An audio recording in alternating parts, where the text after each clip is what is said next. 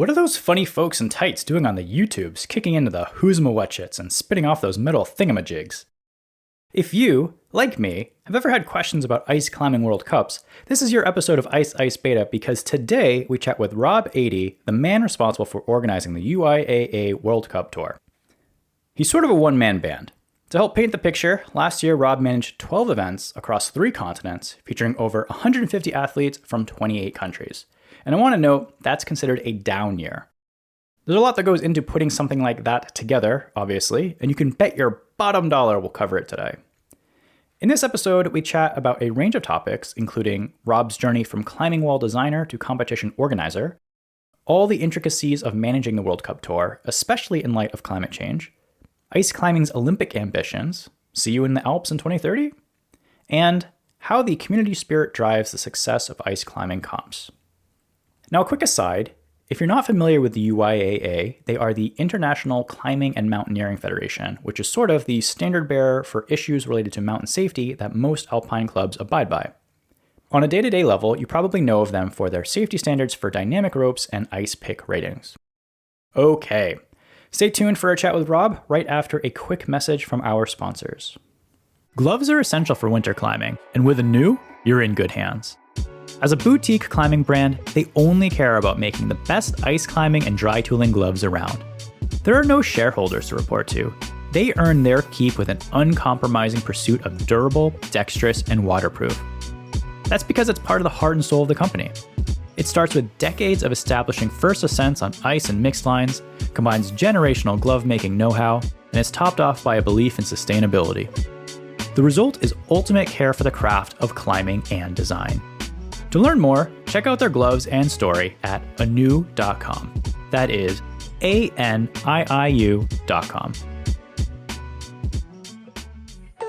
If you're listening to my voice right now, it's because for you, ice season never really ends. It just kind of blends into the next route. Every off-season climb you do is training for the next swing, scratch, or kick. Wouldn't it be cool to never stop ice climbing? Well, Furnace Industries has the ice climbing training gear and dry tooling equipment you need so you can just keep going. They have gym-safe indoor ice climbing tools and the largest variety of dry tooling holds in America. There's replacement picks and front points and all kinds of winter goodies. With their gear, it's always ice season. Check out more ice and dry tooling gear at furnace-industries.com. This fact really surprises me and makes me chuckle, as evident by me chuckling. You're the only person from the UIAA that deals directly with ice climbing. And the reason why I'm chuckling is because it's the International Organization of Alpinism. I feel like that speaks for itself. With that said, what is your role there? So I'm the event coordinator for the Ice Climbing World Tour, which basically means I'm the guy in the middle whose entire role is to make sure that everyone works together, make sure all the stakeholders, I don't like that word, but kind of all the stakeholders are all doing the right thing at the right time and in the right place. So that's everything from the athletes to the local organizers to the route setters, judges, live streaming team, TV, photography, anti-doping, and everything else in between. Do you just live in spreadsheets all year? I do use quite a lot of spreadsheets, yeah. But what's your color coding method? No, I know I like to try and keep it as simple as possible. But no, I think a lot of it kind of, because every event that we deal with is so unique, it almost requires a completely different kind of management setup for every single event, and that's a lot down to obviously the country you're in, the language we're dealing with, who you're dealing with, because a lot of the events are run by different sorts of people. Some of the events now, for example, in Korea, the event is run by the National Federation. I deal solely with the National Federation. Whereas, for example, in Switzerland, the event in Saasfee is run by a group of local guides. Although the Swiss Alpine clubs support the event, it's the local guides that do a lot of the organization and all the donkey work on the ground, which makes the event happen. We're going to get really into the weeds. But before we get into the semantics and the details of the World Cup events and all that, I'm curious how you got into being the coordinator for ice climbing competitions, because you came from the BMC. So what was your journey to the UIAA? Man, we're going to have a lot of acronyms today, huh? Yeah, I got lots and lots of acronyms. I worked for the BMC, the British Mountaineering Council, for 10 years. Actually, before that, I worked for Entreprise Climbing Walls as a climbing wall designer. I'm an engineer by education. So yeah, I worked for a few years as a climbing wall designer, and then started doing some climbing wall development work for the British Mountaineering Council. That morphed into the competitions program manager role at the BMC, and then also involved managing the British teams at the time. And at the time, that was a solitary role. It was myself and a little bit of my boss, but kind of it was just me doing the same thing, doing the competition side of things at the BMC. And I did that for 10 years, and then the opportunity came up to relocate to Switzerland and take on the role for the Ice Climbing World Tour. Do you not work well in teams? No, I do. I do work well in teams. It's just I've never really had the opportunity to. Yeah. All my teams are generally kind of volunteers, people involved in the competitions. It's harder to work in a team of volunteers, and to make sure that everyone's happy and kind of keen and motivated to do what they're doing. I feel like you have a really privileged position, but also a position that I don't envy at all, because so you're dealing with a lot of volunteers from the organizers, but you're also directly interacting with a lot of competitors as well. And you have your responsibilities to the UIAA. So how have you handled managing so much input from like indirect stakeholders? Yeah, I think managing input from stakeholders is kind of the nutshell of my role, really, making sure that everyone is feeling like they're being heard, listened to, and kind of their opinions are kind of taken on board, but at the same time making sure that at the end of the day we run a calendar-driven sport. So decisions have to be made by a certain point, and if we don't have decisions or opinions collated, you can come to me a month later and say, well, I thought we should have done it this way. Well, I was like, well, you weren't voicing your opinion at the time, type thing. So yeah, it is a difficult kind of balancing act of making sure that everyone is included in decision making and stuff, but at the same time making sure that at the end of the day the events go ahead on time and as scheduled. If you were to personify your personality / role at the UIAA as a tool in the tool shed, what would it be? And the reason, I'll give you a little anecdote. So I used to work for a company, and the COO, sort of like the operations guy, he used to call himself the hammer, because he would always have to be the one that would come in and, set things straight. And lay down the law, I think is how he put it. I'm getting little hammer vibes from you, but maybe you would describe yourself differently. I think I would maybe describe myself as, you can get those screwdrivers that you unscrew the back of, and there's about 15 different tools in the back, and you can kind of take one out and put the other one in, and kind of depending on the job. I think that's how I would more accurately describe myself, in the fact that I have literally done everything from judging at events to filming to, taking timing systems apart to doing my actual role of kind of like coordinating the events and making sure the athletes are all in the right place and the live streams running but it is definitely a case of you go to each event and roll with the punches. Every year, even at the same event, year on year, you're dealing with different problems every year. And it's especially true for ice climbing, because you're also dealing with the elements. You're dealing with weather. For example, Chamonix this year, we had plus 15 degrees Celsius, that is. So quite warm for the middle of January, whereas the year before we had minus 25.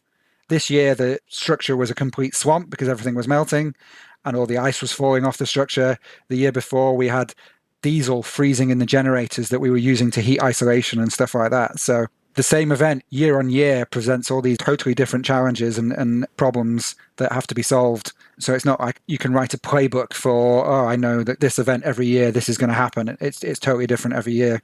And obviously each venue is totally different depending on where you go. You actually told me this in our first call, and I think people might be surprised. What's your background in dry tooling? So I'm an avid climber. I've done quite a lot of alpinism across the world, Himalayas, Alaska, Scotland, the Alps. But I don't have much in the way of competition experience. A lot of people assume that a lot of these people are all ex-athletes. But no, I don't have I have very little competition experience at all. I'm definitely an average Joe when it comes to my abilities in all aspects of climbing. What interested you in getting involved with the comp side then? It was very much an evolution. Like I said, I evolved from kind of designing climbing walls to kind of doing climbing wall development work back in the early 2000s. Was the climbing gym industry was kind of exploding, and it got to a point where actually the industry overtook what the British Mountaineering Council could support them with. They went from kind of public gyms, in sports centres, to these commercially kind of gyms and the big mega gyms that we have these days. So it got to the point where that job was almost not redundant, but it was a much lesser part of my role, and the comp side of things was growing massively. So yeah, it was very much an evolved side of things, and that evolved from kind of running the basic competitions to running paraclimbing competitions, dry tooling comps. We ran one of the first paraclimbing World Cups in the UK in kind of 2012, 13, I think. But I ran over 100 comps for the British Mountaineering Council, and it was a brilliant role. I really enjoyed it. I find it really interesting that ice climbing competitions, like some of the first ones in at least internationally, were housed under the Winter X Games, which feels like really 90s to me. There's sort of like these esoteric sports coming together under that umbrella. But then eventually, I think it only ran for like 3 years, like I think 97 to 99, don't quote me, but that's what I could find. Then the World Cup started being housed under the UIAA, and I'm wondering, do you know the history of like how it started to become an official World Cup and under the purview of the UIAA? Like you said, the X Games ran a few competitions, and around the same time, there were other ice climbing competitions going ahead, private competitions going ahead in Europe and also in Russia. I mean, a lot of the origins of the sport can come from the mountaineering speed competitions that they used to host in Russia, where you became the master of the sport as part of the kind of old Soviet era of climbing in Russia. But there were private events run in Val d'Aone in Italy, and Pitztal in Austria, and Courchevel in France. In fact, the last competition in Courchevel, it's a funny story. They built a big ice tower, and then they put a line of ice screws straight up the middle of it, in a perfect line, straight up the middle. And it was a super cold night, and then the tower split down the middle, down the line of the ice screws, and half the tower fell over. Oh, man. Because they hadn't staggered the ice screws. They put them in a perfect line, and it just offered this perfect fracture line all the way down because it was so cold. And that was the last time they run an ice climbing competition in Courchevel, because the tower collapsed. And then the UIA, similar to the sport climbing development, as the competition started to be more serious and more formal with proper rules, the UIA, as the International Mountaineering Federation, took over the running of all the World Cups, including sport climbing. And the first ice climbing World Cups were run in 2002 in similar venues to the previous private events in Europe. There was Val d'Aone, Pitztal, Kirov in Russia, and also Quebec and Saas-Fee in Switzerland. So they were the first World Cups, and some of the venues are still with us, like Saas-Fee. They've been running for 22 years now. With the exception of COVID, they've run pretty much every single year, which is absolutely amazing. And the events have evolved from these kind of big man-made ice towers, where they used to paint kind of circles, blue circles, red circles, on where you could and couldn't hook your tools and put your feet, to the point where they were making these huge overhanging ice structures with hand-packed ice to make it more difficult. And the athletes just kept getting stronger and stronger, and the routes eventually turned into to the point where they were just kind of glorified. How big's your wingspan? And the axes were being made longer, and some of the axes had like hooks on the back that they could hook your legs over and all this sort of stuff. So the rules had to change. And then the sport has evolved very similarly to the way that the sport of mixed climbing and alpinism has evolved, in that the sport kind of moved towards the mixed climbing, dry tooling side of things. And as the level in the mountains has gone up, so has the level in competition. And it's amazing to see the evolution. And even in the 7 seasons that I've been involved now, you can see a massive evolution in the sport. I was doing a bit of research in the history, and I'm doing a few episodes about the M revolution of the late 90s and early 2000s. There was integration of heel spurs, which was part of the competition, but then was banned in 2007 because it was just too easy. Will Gadd had this like famous article. It's like proclamation, declaration. It's like, spurs are for horses, and basically railing against it. I'm curious, because you've been involved the past 7 years, what are some of the developments you've seen more recently as far as dry tooling is going in competition climbing? I think over the recent seasons, it's been really interesting to see how the athletes are becoming more involved in the sport. Now, the athletes are all super strong and the sport has evolved to where it is now. But I think now it's more of an athlete-led sport. They are wanting to evolve the rules, evolve the route setting, evolve the judging and how decisions are made to make the sport as fair as possible. It is very difficult because the venues and the structures are so different competition to competition. And you're also dealing with obviously different sets of judges, different sets of route setters, all with their own styles and ways of approaching things. And I think the athletes have really been involved over the last few seasons of kind of coming up with ways of creating a level playing field for all the athletes. And I think that, to me, is why the sport of ice climbing is so good in the athlete community. Even though these guys are competing against each other on a daily basis, they are all still pulling in the same direction to make the sport better. From a sport itself point of view, it's been really cool to see, driven by the athletes and driven by what they can do and what they're doing in training and all this sort of stuff, you can see the evolution of the route setting. New holds are being developed all the time. The metal holds that are, you either get it absolutely accurately correct and then you keep it super steady and solid on your axe, which involves huge kind of like shoulder muscles and stuff to stabilize the axe on the hold, or you're off. It's either perfect or zero. The evolution of the more dynamic moves. We're seeing dynos in ice climbing competitions now. Just makes the sport more spectacular to watch. It makes the athletes more psyched to get involved. So yeah, it's great on all counts.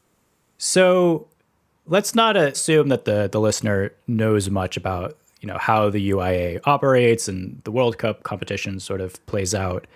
The UIAA essentially oversees the World Cup Tour, but you don't organize individual events. And so I'm wondering, could you talk about how the World Cup season looks and what are the resources, like what role does the UIAA play in that? To run a UIAA World Cup, we run a very similar system to the IFSC in the fact that the organizer purchases a bunch of services from the UIA, and that includes route setters, X number of route setters, X number of judges, the live stream production side of things, anti-doping, my time, organizational time, both at the event and prior to the event, and then minor things like result system, registration system, medals, trophies. The whole idea is so that we can standardize the services that are part and parcel of the competition, so that even though the competitions are quite unique in terms of where they are and how they might work, the product, that the route setting, the judging should be as standard as possible. So the athlete experience and also the experience of the fan watching on the live stream or watching live in person, they should understand what's going on and also have a similar experience at each of the different World Cups. So the season generally starts with the creation of a calendar. We have some fairly long-standing events on the calendar that have their fixed weekends every year. SASFE, Champagny, Korea, and then we have potentially new events that are coming on board that we're working with new organizers. So for the start of the season, the start of the season would normally start in November. I will already be working on the next season's worth of events. When I'm working with the organizers for this year, I will already be talking to them about the 2026 season and even beyond that. It's like a jigsaw puzzle. You put in the pieces that are going to be there, and then you've got to fit all the other kind of slightly more unknown events around it. And then once you have a calendar, the calendar will normally, hopefully, come together in kind of May-ish time. It's been difficult over the last couple of years, like coming back from COVID, with kind of getting organizers to commit to events much further in advance, especially when you're bringing on new organizers. They're not sure about whether they have sponsorship or not that early and funding for various things. And it also depends on whether the event organizers are having to build structures. The ones that are permanent structures like SASFE, like Champagny, like Korea, they're able to commit to an event with a lot more confidence than someone who has a vague promise of a parking lot in somewhere. there's a lot of work that goes on to kind of like evolve the calendar, and then you've got to fit in all the continental level events around the World Cup events. Is it a World Championship year or not a World Championship year? We run a biannual World Championship year. Where's the World Youth Championships going to be? And these are all the kind of the thoughts that are going through my head during the season. So I'm talking to people and talking to organizers and seeing who's going to organize what. So when I come out the end of the season, I've got a pretty good idea of what the next season's going to look like. And then from there, it's all about kind of obviously getting the organized to commit, sign on the dotted line, and then and then you start in the planning phases of making sure that all the major pieces, like the structure, like live stream, prize money, anti-doping, judges, route setters. Are we running a route setting course? Are we running a judging course? All the kind of smaller pieces, but still very, very important pieces of the puzzle then start to come together kind of across the summer, kind of into the autumn before the season kicks off in the start of the winter. So there's the biennial World Cup Championship, and I don't understand the ranking system involved with this compared to the annual World Cup. So do you mind just clarifying the delineation there? Yeah, so with the exception of this past year, normally the World Cup series and the World Championships are completely separate. So the World Cup series is a series of 4, 5, 6 World Cups events. The athletes score ranking points based on the position that they finish, and the person with the most ranking points at the end of the season wins the World Cup overall, the overall series.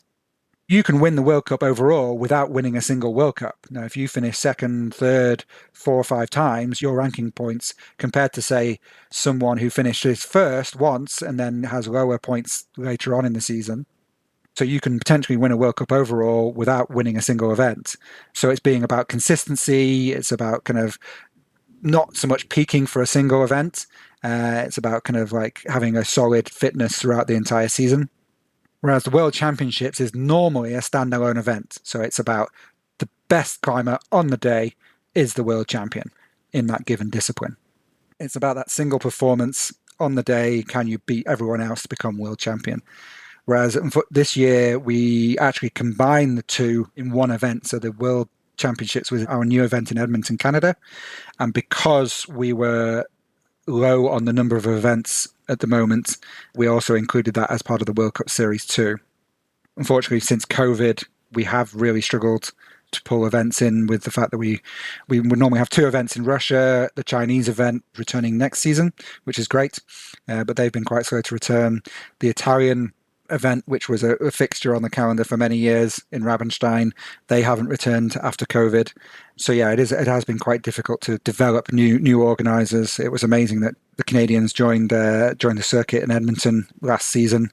They're going to hopefully run again next season, and we are working with a couple of new potential organizers as well. Yeah, I actually am curious if we can talk more about some of the new organizers you're onboarding, because it seems like in particular the past year, and this is probably more my ignorance than anything, that Continental Cups really started to like take off with new locations. Do you oversee Continental Cups, or is that completely independent? The Continental Cups, there was a couple of Continental Cups that ran the year before I started at the UIA, and then they've really boomed since I started, which has been absolutely fantastic. Mainly based in Europe. Originally, they were European Cups. We've since changed the name to Continental Cup. A lot of the Continental Cups have been really athlete-driven. In fact, a lot of them are run by athletes. For example, the Slovakians, who've been running Continental Cups since the very beginning, that event there is run by the Slovakian athletes. There are a lot smaller events, but the level of the events has increased dramatically over the last few years, to the point where they're virtually like little mini World Cups, which is really cool. A lot of the Continentals are pre-Christmas, so they serve 2 purposes basically. One is a great tune-up event for the World Cup athletes to train and practice before the World Cup series starts, and also it gives the opportunities for athletes who haven't experienced competition ice climbing or competition dry touring before to come and have a go and see what it's like in a more relaxed, kind of friendly environment. We're not super strict with the formats of the Continental Cups. So, no, for example, in Brno, you can go and climb. The route setters will set 10 routes, so 5 for the women and 5 for the men. So they have in qualification, you have 5 routes to climb instead of the usual 2. So it's a really good way of going in and getting a bunch of climbing done. But the level is super high. The route setting is really good, and the Continental Overall Cup Series is very competitive. Now the athletes are take it very seriously. Is it under your purview, or is it just a completely independent thing where you're sort of like working together? We are more and more involved in the Continental Cups. No, but for the first couple of seasons, they were virtually independent. They did their own thing. They did their own scoring. They would send us a spreadsheet of results at the end of each competition, and we'd report on it briefly. They're still doing the vast majority of the organization, but we provide the registration system, the results system. They run on our rules. Even in UIAA in Colorado this past couple of years, they've run their normal Ice Fest comp on UIA rules and used our results system. So it's really good that this sport is kind of developing in that way. Whilst it's quite difficult to offer that much, it is only me, so that there is a limited capacity at the UIA end, but I do try and help out wherever I can and support the organizers of the Continental Cups as much as possible. So there's a natural symbiotic relationship. It makes a lot of sense to be able to support each other. Yeah, absolutely. I'm curious, what are the requirements to host an event at the World Cup stage? At a World Cup level, your main requirement is the ability to build a structure. Now, if you've got a location and a structure, then you're great. If you're a new organizer coming on board and you're either looking at building a temporary structure or a permanent structure for long-term potential World Cup organization, that's your major hurdle. It's going to be your major cost compared to everything else in terms of running a World Cup. And that's where a lot of potential organizers, very good quality potential organizers, that's the hurdle they tend to fall on. And then the next one is always finance. Now, it's always money. Now, whether you're building a structure or not, whether you can get sponsors, whether you can get support from local government, national government, from the federation, bringing the money in to run a World Cup is kind of obviously it's relatively significant. Where are the locations that have a permanent structure now? I know a handful in Russia, and then you said Brno in Czechia? Yeah, Brno and the Czech Republic have a permanent structure. The one in the Czech Republic is really interesting. It's on an old motorway bridge that Hitler commissioned in the Second World War to try and link Poland and the Czech Republic to Germany, and it never got finished, obviously. So yeah, it's an amazing structure that they've built this really cool dry tooling wall on. But yeah, we have permanent structures in Korea, in Saas-Fee, in Champagny, in France. There is a permanent structure in Italy, in Rabenstein, which is unfortunately still no longer used. There is a permanent structure in Romania, in Bușteni, which again is unfortunately no longer used. And like you say, in Kirov, there are multiple structures around Kirov in Russia, and other areas of Russia there are multiple structures.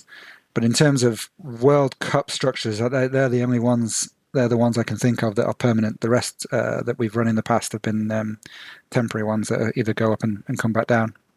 I know that there's like a concern about like feature creep or like scope of what you do. But if one of the main limitations is permanent structures, do you see the UIAA helping facilitate more permanent structures being built in the future? I mean, it's definitely the long term. If the organizer themselves have a long-term ambition to run events every year, this is the more economical way of doing things. And it also provides the national teams a great training facility to train on year round. If they can build a permanent structure that stays up and the team can use it as a home base and train on it year round, that's a huge advantage for that particular national team. However, the temporary structures have their advantages in the fact that we can take them to places, kind of the city center in Edmonton. We could never, or in downtown Denver, we could never build a permanent structure in the places we ran those competitions. It allows us to bring ice climbing competition and kind of mixed climbing and dry tooling to the masses. Now, we had huge numbers of people come and see those events. It was absolutely fantastic atmosphere, and the athletes loved it. And it was just amazing to be downtown surrounded by all these skyscrapers and ice climbing in the city. So along with, operational support and live streaming and things like that, you also, one of the primary contributions as route setters. And I believe for World Cup, they have to use UIAA trained certified route setters. How does that work? We have a pool of international judges and we have a pool of international route setters. We are the ones in charge of who goes to which event. And we make those decisions based on geographical spread. We like to have a mix of different styles, especially in the route setting at the events. Ideally, the chief route setter or chief judge at any given event is not from the country that the event is being hosted in to avoid bias or anything like that. It's about making the event as fair as possible, but offering a standard athlete experience so an athlete can rock up to an event and know exactly what to expect. When I first started in this role, this wasn't standard. No, the athletes could rock up an event and not know whether they would climb 2 qualification routes or 1. Sometimes the guys would get 2 qualification routes and the girls would only get 1. How do athletes train for that? I just thought this was completely bonkers. So very quickly, I was very kind of like keen to put in place standard things like, no, the 2 routes, flash format in qualification as standard. And we've gradually evolved the rules. Some of the routes were 4 minutes long. Some of the routes were 10 minutes long. Again, how does an athlete train for that? When you're like, you don't know whether you're going to be on the wall for 4 minutes or double that length. And so it's about kind of bringing in standards. So qualification routes now have to be between 4 and 6 minutes, and semi-final and final routes now have to be between 6 and 8 minutes. So it's all about making sure that the athletes have as much information as possible going into the event and know exactly what their experience is going to be. Along those lines, one of your major constituents obviously are the athletes themselves. And I'm wondering, what kind of support do you provide for them? Yeah, I mean, the UIA is a very small organization, as is borne out by the number of staff that we have. And there's only one person involved in the ice climbing. So it is very difficult to kind of offer athletes, financial help and that sort of stuff. But I think what the ice climbing competitions and the World Cup series does offer is that community side of things. That is what we've really tried to embrace. It's definitely something that I learned as I evolved in my role at the BMC was that kind of athlete-focused, athlete-first, athlete-centered sport. And that's something that I brought to the UIA and helped to push forward. And I hope that if you speak to athletes who are on the circuit today, that is what they are mostly interested in, is that community side of things and being involved and feeling heard and listened to in the sport. Their opinions matter, and kind of they are now way more involved than they used to be. And whilst the UIA is not a super rich organization that can offer to fly athletes around the world and kind of help them out financially, the athletes that do compete on the tour year on year really do value that community, as do I. It's the main reason I do the role. The model is interesting because each event in and of itself is sort of like a product of love and a way to give back to the community. But I am wondering, because it is a big event for the town or the city, what's the type of like economic impact that you see with these types of events? Does it drive like revenue for these touristy sort of places? Yes and no. I think a lot of the touristy places that we run events now, like Saas-Fee, like Champagny, kind of they have an events budget, an events model where they kind of want to bring events to their area and they can use that to kind of drive promotion and social media and all that sort of stuff. And for others, it's about being part of the tour. The federations want to develop their sport and develop the events to the highest level. So they're keen to run these international events. I've been running climbing competitions for almost 20 years now, and there's not many people getting rich out of running climbing competitions, whether that be sport climbing, maybe a bit more now, so since sport climbing is in the Olympics. But there's not a huge amount of money to be made. It generally tends to be a labour of love that is either done by the athletes or the federations or a group of very, very keen volunteers. They may make a few pounds, dollars, euros on the side, but they're not making huge amounts of money.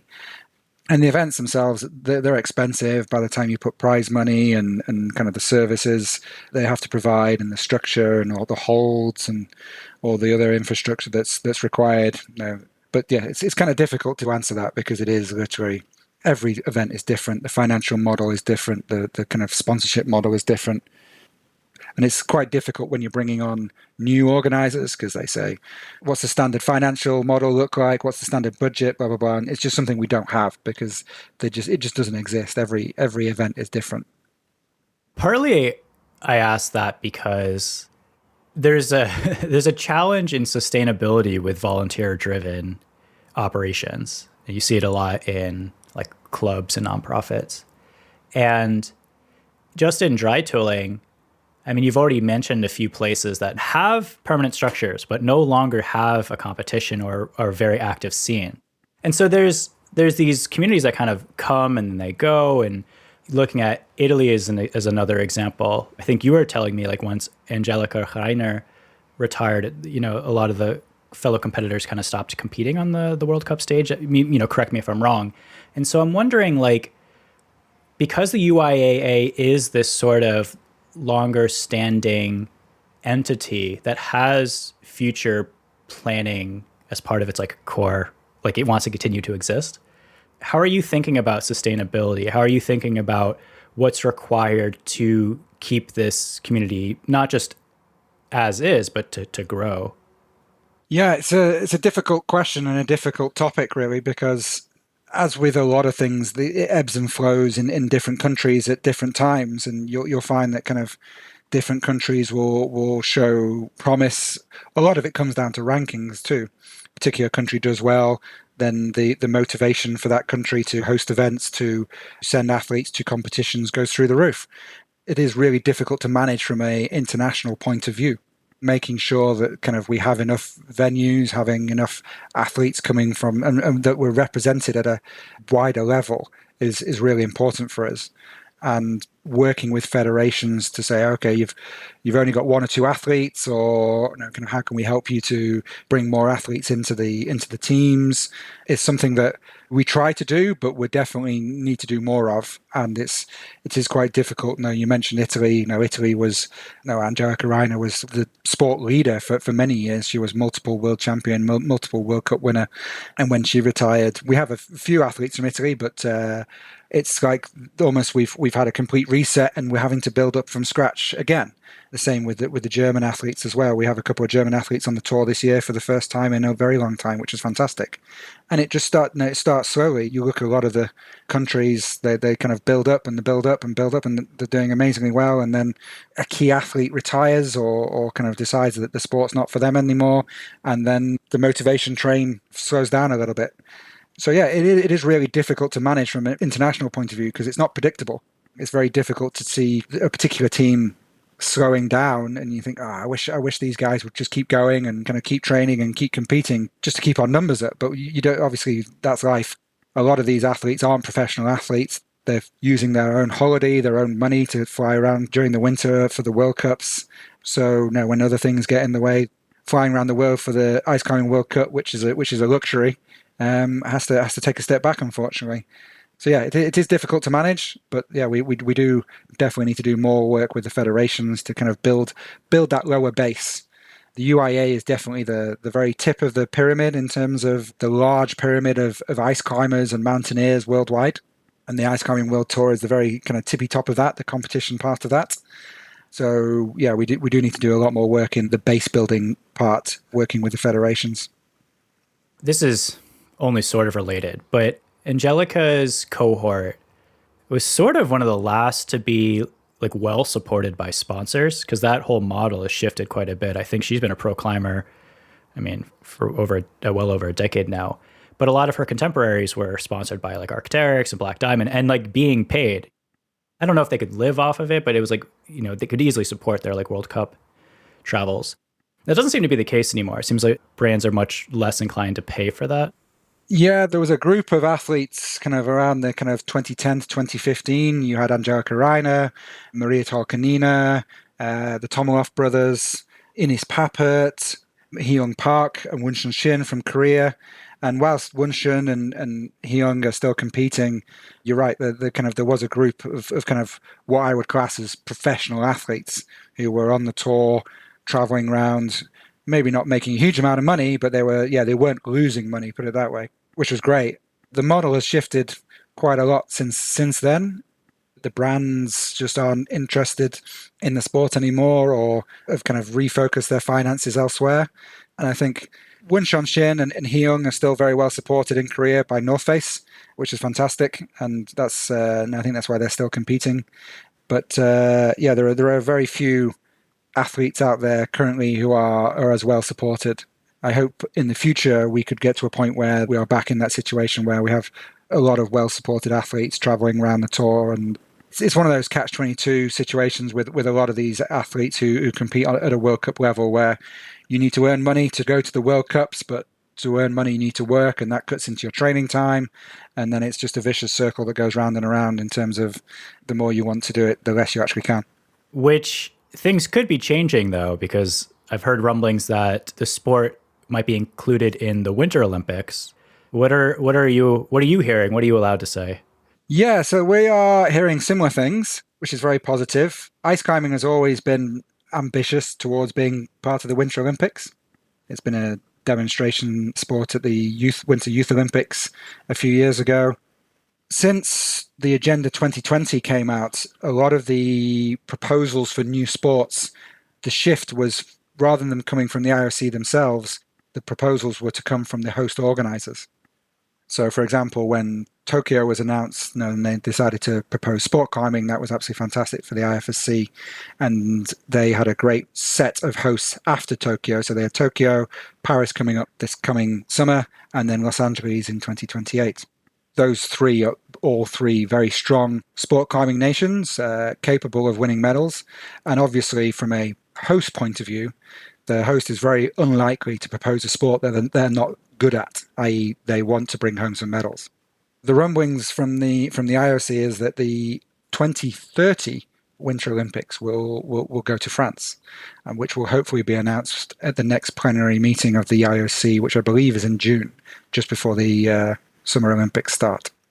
And similar to the Summer Games, where they announced Paris and Los Angeles at the same time, various rumors I've read and heard on the internet and stuff is they might also announce the 2034 Olympic Games at the same time. And also what we're hearing is that might possibly go to America, possibly based around Salt Lake City. So the French are obviously very strong in ice climbing at the moment. The male world champion Luna Ladavon is obviously French, and his brother Tristan and the other guys, Virgil Devin, Nathan Claire, Marianne Salmon Thomas, they have a very strong team at the moment. And we've been working very closely with the French Federation, the French Alpine Club, FFCAM, and they have very good links with their sports ministry. In fact, ice climbing has been recognized as an official sport by the French Sports Ministry for the next 5 years, I believe, from last year, which has helped massively in the fact that the French Federation has direct contacts with the French Sport Ministry and the people that will most likely form what is going to be the host organizing committee. So they've already been speaking to the people who will potentially be involved in the organization of a French Winter Olympics in 2030. So the French Federation have been doing amazing work lobbying the French Sport Ministry, even before the decision is made as to whether they are going to be hosting. We hope that they're going to potentially propose one or two new sports, and we will be the Skimo guys who are in the Winter Olympics in Milan Cortina, which is the next Winter Olympics in 2026. They will obviously be wanting to be included again in Paris, and I imagine they would stand a very good chance for that. I believe also they're talking with the guys in downhill speed skiing, so the big guys in the red suits and the funny shaped helmets. I think it's those guys who are potentially want to become an Olympic sport as well. So there are potentially 2 or 3 sports in the mix, and we're hoping that the lobbying that the French Federation can do will be enough to allow us to at least be proposed to the IOC. And what we've heard is that the vast majority of the Olympic venues will be based around the Alps, using existing venues. The French have got plenty of really big ski resorts to choose from for the alpine events and stuff like that. So I think they're talking about making it more sustainable using existing venues, but really having a focus on the alpine, as in the Alps. So they want to bring in alpine sports, of which Skimo is a great example, and we think ice climbing is another great example. And also the fact that competition ice climbing, even though a lot of it is dry tooling, mixed climbing these days, it really personifies what regular kind of mountaineers, alpinists do in the Alps. No, they're not just ice climbing. They're not just moving on ice. They're moving on rock. They're moving on snow. They're moving on many mixed mediums. Like you say, the development of the M revolution, it was the same in America and Canada as it was here in the Alps. And the competition side of that, which is what we're talking about, has evolved with that sport. And I think people say, kind of, they watch our sport and say, this isn't ice climbing, there's no ice. But it's kind of difficult. If we were to call it dry tooling or mixed climbing, people maybe wouldn't even know what it was. So we've kind of run with ice climbing, but it is the competition version of alpinism, basically. And that's what we're hoping that the French organizing committee will get behind and then hopefully propose to the IOC. One of the challenges that I've heard to potentially being accepted into the Olympics is that, at least for the summer competition, there's sort of minimum requirements for active participation in athletes, things like that. And, I don't know what the total number of competitive dry toolers are in the world, but I think you're dealing with probably like the top 150 maybe in the world. Italy and Germany and Austria, which are some of like the preeminent alpine countries historically, are not that involved in the competition climbing today. And so if it gets accepted, do you see these countries getting on board? Is that an incentive for them to sort of like re-energize? Yeah, absolutely. I think we know that we have this kind of Germany, Italy, Austria kind of hole in our rankings, but we want to do this anyway. We're slowly building those countries back up and encouraging athletes from those countries to join the World Tour, regardless of what happens with the Olympics. But I think the Olympics will always be a great incentive for athletes to get involved with the sport, no matter where you're from. The Olympics puts the sport on such a high world stage beyond any kind of World Cup series or World Championships that you could ever wish for. So, yeah, it is very chicken and egg in terms of we need these numbers of participants, numbers of participating federations to be part of the Olympics. But a lot of the times, the impetus to get involved with the sport is the fact that, wow, I saw it on the Olympics and it looked amazing and I really want to get involved with that sport and go and try it out. So we need these people to be part of the Olympics, but we need to be part of the Olympics to get these people. You know what it is? I have the solution. We need competition climbing influencers. Do you have a budget for that? I wish we did. Focusing more on the World Cup competition, what's been really intriguing, especially the last year, but the past few years, has been, the rise of Spain and Scotland and the US. And, there's ebbs and flows, right? It's like they're kind of really coming on strong and they seem to each individually have their own sort of model. And I'm wondering how much insight you have into like, what are they doing that's proving to be successful? And are there things that other countries might be able to learn from or take away from how they're approaching it? Yeah. Again, it's one of those things that all three of the countries you just mentioned are doing things totally differently. Look at the Spanish, for example, and the Spanish Federation decided that they wanted to put a field of ice climbers together to compete. They wanted to be involved in the World Tour, which was fantastic. We spoke with the Spanish and it was really good to work with them. And they literally got a coach on board. They took a bunch of really strong sport climbers, gave them all axes, trained them up, and obviously kind of every third person walking down the street in Spain climbs like 8C. So they weren't hard to find, these guys. They trained them up in dry tooling, and then that team has expanded. Now, the first year they came was 3 or 4 years ago. There was literally 3 or 4 of them. They rocked up at World Championships. I think one of them went home with a medal. This year, World Youth Championships, they were one of the biggest teams. I think they brought 15 athletes, which was amazing. But that was very much federation driven. They were like, right, we want to be involved. Let's do this. And they committed, and it was great. Whereas you look at the guys from the UK has had sporadic involvement with the World Tour. Now you've got people like Neil Gresham, Tim Emmett, well-known kind of international climbers were involved in the World Tour back in the day.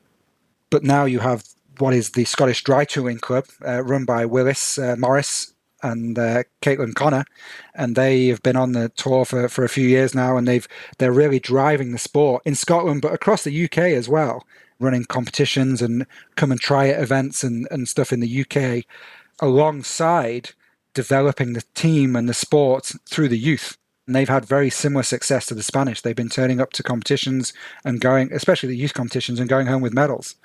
And you can see the strength in numbers that's coming through. You can see even Willis doing better, his rankings improving as a result of him being pushed by his younger climbers coming up behind him, which is really cool. And I think you touched on that quite a bit when you spoke with Willis and Oz on one of your previous podcasts. And whereas the Americans' problem has always been geography, in the fact that America's so big that they found it very difficult to train together, learn from each other, feed off each other's motivation and stuff, because if the climbers are spread out across the country, it's really difficult to do that. So a lot of places like the Ice Coop that was built in Boulder, and there are now Scratch Pad, and there are various other kind of now dry tooling gyms and stuff across the UK have created these little nucleuses of kind of people moving to that particular area specifically to go training and go climbing with those people. Then it makes it a lot easier to bring certain groups of people. Now, say if you want to run a mini dry tooling series or a team selection or something like that, you go, right, well, we'll have one competition in this hub, one competition in that hub, and one competition in the third hub. And it makes it a lot easier for people to plan ahead and kind of schedule their events around the rest of their lives. And again, the team has benefited as a result. So there's no kind of one bullet that satisfies every scenario. You have really successful models that are completely different to each other. We're going to touch upon maybe a touchy subject, but along the lines of really strong models, and a different model altogether is the Russian team. And the past few years has sort of been an open playing field from what I understand, because if you look at the past results, it was folks like Maxim Tomilov, Nikolai Kuzovlev, Maria Tokolina, and Ekaterina Koshcheva, among other. And they're basically like winning every event for years and years and years.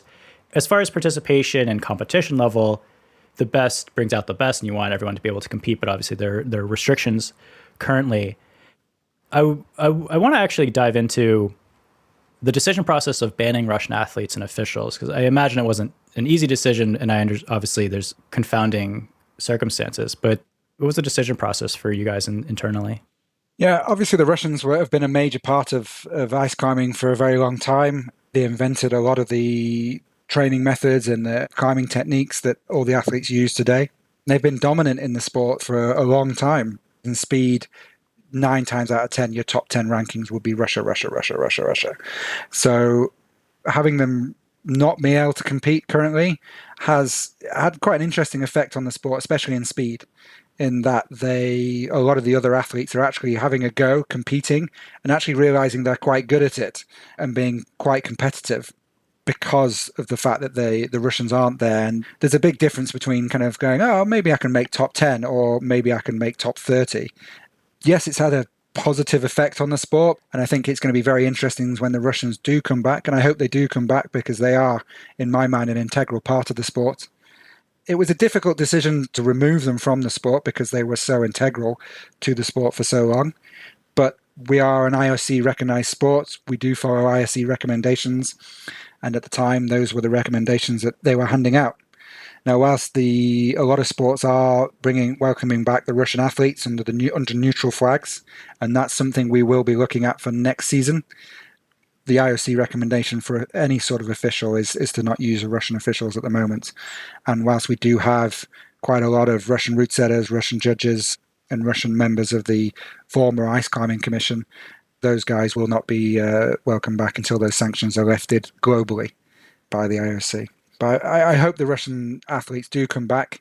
It will be very interesting to see what happens when they do come back, because as far as I'm aware from watching, from seeing social media and stuff, the Russian athletes, they're still active. Their Russian championships events have still been running on across Russia. The one thing the Russians were very good at is bringing on youth and there seems to be a very strong youth team coming through. To Maria Tolkanina has been coaching, and Nikolai Kuzovlev have been coaching these youngsters to a very high standard. But at the same time, without the Russians being there, the international cohort of athletes have come along dramatically. For example, Wunshon Shin and Hyun Park, who were the major competitors to the Russians a few seasons ago, they're now being pushed by athletes from France, from Switzerland, from America, from the UK, from Finland. It's obvious that those athlete levels are coming up. So I think the rankings may look different when the Russians return, but it would be very interesting to see. So we're starting to wrap up. We've talked about the past, we've talked about the present, we've talked a little bit about the future. And we've talked about Denver being this sort of pivotal moment in World Cup history. I mean, I think you said something like 25,000 attendees in total for that weekend. It was, I think, by far the most attended event you've had so far. And then that was like February 2019. So the following season was COVID. I think you're still sort of recovering, if I understand it, getting back to sort of like what it was like pre-COVID. You had a model, you sort of had this idea of like what World Cup climbing could look like in a city. And I'm wondering, is that part of your future plans? And really the question is like, what does this upcoming season look like, and where are you guys heading? Yeah, Denver was a really interesting one because I started working at the UIAA in 2017, the very end of 2017. So the 2018 season was my first season, but the vast majority of the organization had been done by my predecessor. So I was just kind of flying by the seat of my pants in 2018. And in 2019, we organized this amazing season. We had 9 world level events, 7 World Cups, World Championships, and the World Youth Championships. And everyone was completely broken by the end of it. But towards the end of the season, we had the event in Denver, which was a new World Cup. The American Alpine Club just smashed it out of the park. It was absolutely awesome.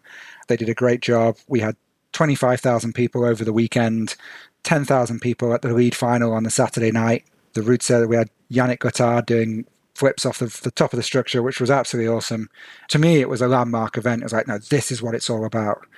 And the great thing about the Ice Climbing World Tour is we can be in the mountains, in the traditional ski resorts or kind of mountain villages, with these amazing backdrops of the mountains and icy structures and all this sort of stuff. Or we can take our event to the city centre. And I think that's one of the plus points for the Olympics or for the kind of development of the sport is we have these traditional venues like Saas-Fee, like Korea, like Chamonix, in the mountains, surrounded by winter, or we can bring our sport to you. We can come to the city centre, we can build a super cool structure like we did in Denver or like we did this season in Edmonton, and wow these people that come and say, what the hell is ice climbing? What is dry tooling? What is mixed climbing? And they go away from it going, that was cool, I want to go and do that. So what we've always been aiming for, and COVID has hindered us quite a lot in this process, but I think we're kind of getting back to it. What we're aiming for is this mix of traditional mountain resort events and these city centre events where we can kind of really bring it to the masses. So next season, 2026, we're looking at 6 World Cups, 2 on each continent, 2 in Asia, 2 in Europe, 2 in North America. I can't confirm, we're still working on getting a couple of events sorted, so I can't kind of divulge too much more than that just yet. But watch this space in the next few weeks. That's what we're aiming for, a full season of World Cups. It's not a World Championship year next year, but we'll have a really good World Youth Championship and a really good rounds of the Continental Cup Series, really strong, and really build this year. This past season, we ran Continental Youth Series for the first time. We had 5 Continental Youth events, which was the first time we've done that. We want to continue the development of the youth side of things, which is super important. And I think we are getting back to full strength. The Chinese are coming back next year, which is really great. And then hopefully in the future, the Russians will return. Not sure when that will be, but we're almost there. And I think next season is going to be a really pivotal year for ice climbing, in the fact that we will hopefully have people from the French Olympic Organising Committee coming to see our events and see what we're all about, potential inclusion in the 2030 Winter Olympics. And so far, the calendar is looking awesome. I'm really excited about next season. Rock on. That sounds awesome. It's equal distribution potentially for each continent. That's big. This will be my last question. Well, I always say that, but there's two more questions. One's a gimme. Who, I know everyone's your baby. You can't, pick a favorite like a mama duckling. But if you were to give suggestions for this upcoming year, who should people have an eye on for that's really standing out to you from a competition perspective? Good question. I think the French will be very strong this year. However, I'd really like to see Benjamin Bossard from Switzerland win a World Cup. I think he's been on the cusp. He's been on the podium a few times this past couple of seasons, and he's super young, super motivated. He's doing a lot of cool stuff in the mountains, climbing the Eiger, flying his paraglider off various mountains and stuff like that. So he's not just a guy who's training in the gym all the time. But he's super talented. So in the men, I said my pick would be Benjamin Bossard, but also Virgil Devan won his first World Cup in South Fe last year. He might be one to watch as well. The Koreans are always super strong. Won Shin made the World Cup, winning all 3 World Cups this year, look super easy. And she's been on the tour for a long time now. But I think we need to start making the routes hard enough for her and her compatriots to make her fall off. We need to get her to fall off because I don't think she fell off very much at all last season. So Shin is amazing considering kind of how long she's been competing. Marianne van der Steen, she just needs to win a World Cup. She's been on the cusp of winning events multiple times, and various things have got in her way. Yeah, hopefully she'll win one. But then, the youngsters coming through from like the teams that we talked about from Spain, from the UK, from America. Katarina Shirley from the USA looked amazing. She took second in both lead and speed in Korea this year. So she's got to win one next year. Yeah, there's quite a few that are on the cusp, but which will be fantastic to see next season. Stay tuned. And you have a new series that you teased, I think, during this last competition season. You have a new video series that's coming out on Thin Ice, if I recall. Yeah, on Thin Ice. That should be unveiled shortly. People can watch that. Yep. So we're hoping that the first episode will come out in either the end of May or most likely early June. And we're hoping to release that alongside the calendar. So it'll be a bit of a double whammy there. And then that will be a monthly show looking more into the kind of behind the scenes side of things. Kind of everyone's watched the Drive to Survive style documentaries that are coming out on Netflix, kind of very similar to that. So behind the scenes, a really interesting look on the athletes, the event organizers, how it all works on the World Cup Tour. And then there'll be a monthly release of On Thin Ice every month leading right up until the season kicks off again in November. Can't wait. Yeah, it's going to be really good. Thank you so much for joining, Rob. Brilliant. Thank you so much. The UIAA either announced or will be shortly their calendar for the upcoming World Cup Tour. I'm not sure because I recorded this before it was set up, but no matter, you can check it out at iceclimbing.sport when it's live. The org is also launching a YouTube series on Thin Ice, which follows competitors from last year's World Cup circuit.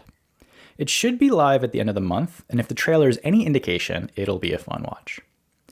Lastly, if you'd like to follow along with all their going-ons, their Instagram handle is at UIAA_iceclimbing. For the podcast, if you're a fan, why not buy us a figurative beer with literal money? You can support us by becoming a patron at patreon.com/IceIceBeta.